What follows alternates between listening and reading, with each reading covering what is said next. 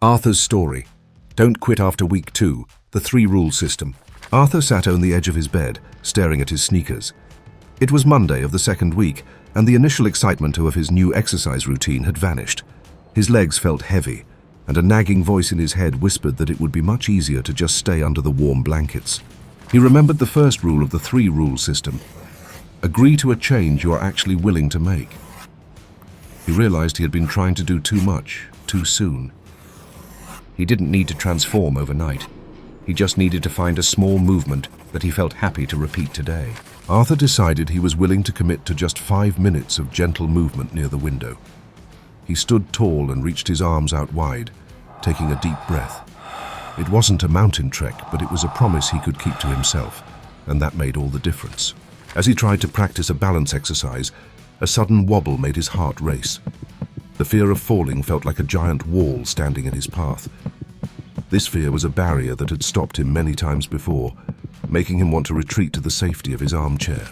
Then he remembered Rule 2, remove the barriers. To manage his fear, he didn't need to struggle alone in the middle of the room.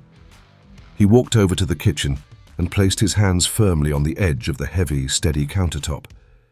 This support wasn't a sign of weakness, it was a tool for success. With the counter as his anchor, Arthur practiced his heel-to-toe stands.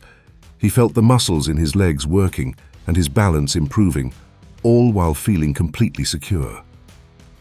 Each steady second he spent standing was a vital step toward protecting his long-term independence. By Wednesday, the house felt a little too quiet. The routine was starting to feel like a chore again because he was doing it all by himself.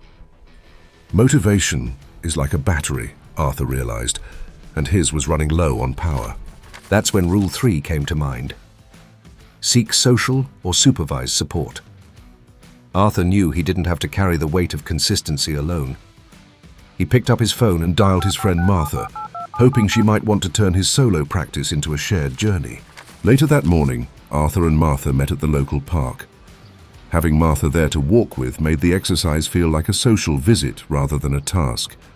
They chatted about their gardens and the neighborhood news, and before Arthur knew it, his 5 minutes had turned into 15. As the 2nd week drew to a close, Arthur felt a sense of pride he hadn't felt in years.